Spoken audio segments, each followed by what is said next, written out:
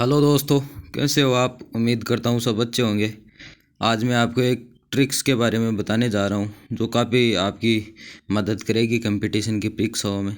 तो चलिए हम स्टार्ट करते हैं। जो ट्रिक्स है वो लास्ट डिजिट जो होता है संख्या होगा उन पर आधारित है। तो ये लास्ट डिजिट क्या होता है यह देखिए। जैसे मैंने लिखा 4, 5, 8, 9।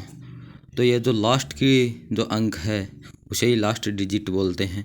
जैसे इसका लास्ट अंक 9 है इस संख्या का, तो इसे लास्ट अंक बोलते हैं। इसे हम काफ़ी परीक्षाओं में जो मैथ के प्रश्न सॉल्व करते हैं उनमें काफ़ी आसानी होगी। तो देखिए मैं आपको बताता हूँ। जैसे मैं बताऊँ 4 की पावर जो यदि 4 की पावर सम होगी तो उनका लास्ट अंक होगा वो 6 होगा। इसी प्रकार यदि मैं 4 की पावर यदि मैं विषम लिखता हूँ तो उसका जो लास्ट अंक होगा वो 4 ही होगा, चाहे उसकी सम पावर में कितनी भी हो। जैसे मैं अगर बताऊँ 4 की पावर 2 है तो उसकी 16 आएगा, तो उसमें यह 6 है, यह इसका लास्ट अंक होगा। इस प्रकार यदि मैं बताऊँ कि 4 की पावर 1 तो उसका 4 होगा लास्ट का अंक। तो इसी प्रकार यदि मैं 9 की पावर सम पावर लिखूँगा इस पर तो उसका लास्ट अंक होगा वो 1 होगा, चाहे कितनी भी सम पावर हो। चाहे उस पर 9 की पावर फिर 94 हो, चाहे 9 की पावर 106 हो, चाहे कितनी भी हो। यदि मैं 9 की पावर विषम की बात करूं तो यदि 9 की पावर विषम होगी तो उसका लास्ट अंक होगा वो 9 होगा। चाहे उस पर 9 की पावर 3, जैसे 9 की पावर 3 होती है उसका 729 होता है, तो उसका जो लास्ट अंक होता है वो 1 होता है। तो इसका यह है फॉर्मूला। इसके अनुसार यदि मैं दूसरे अंकों की बात करूं तो जैसे मैं यदि 0 की बात करूं, 1 की बात करूं, 5 की बात करूं, तो चाहे इन पे कितनी भी पावर हो इनका लास्ट जो डिजिट होगा वो इनके बराबर ही होगा। जैसे मैं यदि 5 की पावर 25 लिखूं तो इसका जो लास्ट अंक होगा जो संख्या आएगी उसका लास्ट अंक 5 होगा। 1 का तो आपको सबको पता होगा कि 1 की कितनी भी पावर हो 1 होता है, चाहे उसकी पावर 29 हो, चाहे उसकी पावर कितनी भी हो। अब मैं आपको बताता हूँ 2, 3, 7, 8 का रूल। इनकी कितनी भी पावर हो तो कैसे निकालते हैं। यदि मैं 2 की पावर 1 की बात करूँ तो यह होता है बराबर में 2। यदि मैं 2 की पावर 2 तो उसका आता है 4। यदि मैं 2 की पावर 3 की बात करूँ तो उसका 8 आता है। यदि मैं 2 की पावर 4 की बात करूँ तो उसका 16 आता है। तो इसका लास्ट अंक 6 है।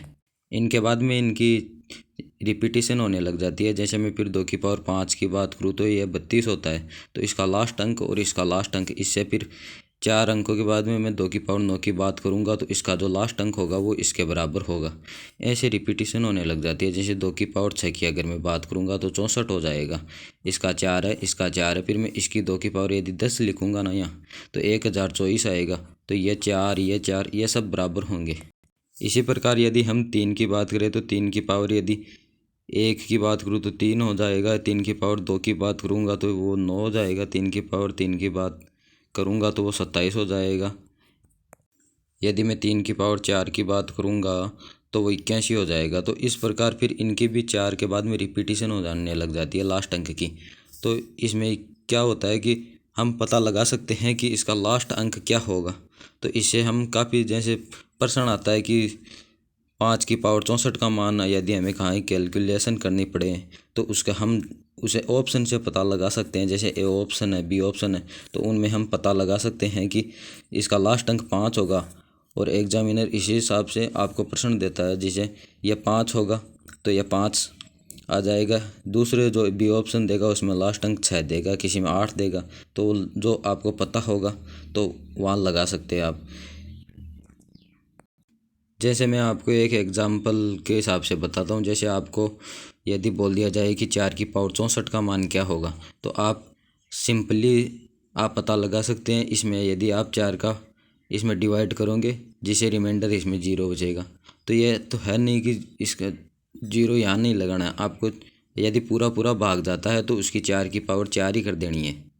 तो यहाँ 4 की पावर 4 का मान जो होगा वो इसका जो लास्ट डिजिट आप, जैसे 4 की पावर 4 का मान फिर 256 होता है, तो इसे 4 की पावर आप पता लगा सकते हैं कि 64 का मान भी लास्ट जो अंक है वो अच्छा होगा। तो इस प्रकार हम इसे प्रश्न बहुत आसानी से सॉल्व कर सकते हैं। Thank you for watching.